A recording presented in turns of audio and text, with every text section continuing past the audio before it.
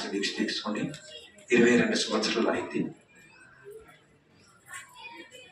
తెలంగాణ ఆంధ్రప్రదేశానికి 15 సంవత్సరాలు అయింది. 15 సంవత్సరాల తర్వాత ఇక్కడికి మొదటిసారి వచ్చాను ఖమ్మంలో. మళ్ళీ శీఘ్రంగా రావాలని ఆలోచన ఉన్నది, కోరిక ఉంది. అలాగే మీరందరూ కూడా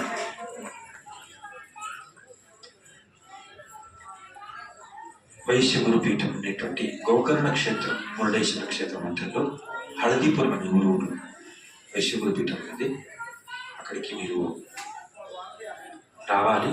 ఈ జనవరి 31వ తారీఖు బ్రహ్మరథోత్సవాన్ని సుమారు 50 ఫీట్ల చక్రరథ ఉన్నది, రథోత్సవ కార్యక్రమం ఉన్నది. ఆ సందర్భంలో మీరు వస్తే నేను కూడా అక్కడ ఉంటాను. లేకపోతే మీకు వీలైనప్పుడు మీరు అటువైపు వెళ్ళినప్పుడు, గోకర్ణం, మురుడేశ్వరం, ఉడిపి అటువైపు వెళ్ళినప్పుడు హల్దీపురానికి అంటే వైశ్య గురుపీఠానికి తప్పకుండా వెళ్ళాలి అని చెప్తూ, అలాగే ఫిబ్రవరి 11 నుంచి 15 తారీఖు వరకు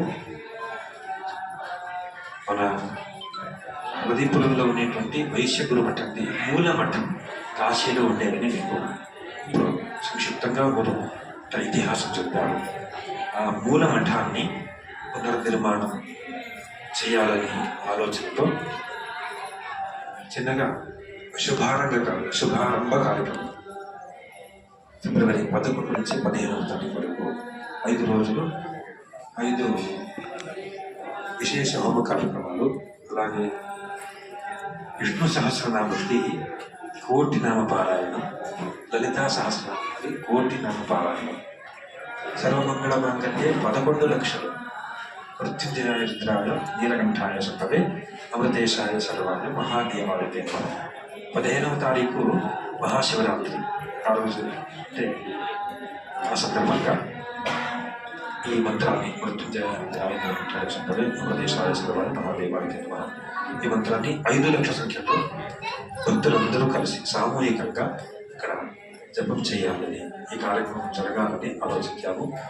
మీరందరూ కూడా ఆ కార్యక్రమానికి రావాలి అని చెబుతూ, ఈ సందర్భంలో అంటే ఈ రోజులు ఫిబ్రవరి 11 నుంచి 15 వరకు వస్తే నేను కూడా అక్కడ ఉంటాను.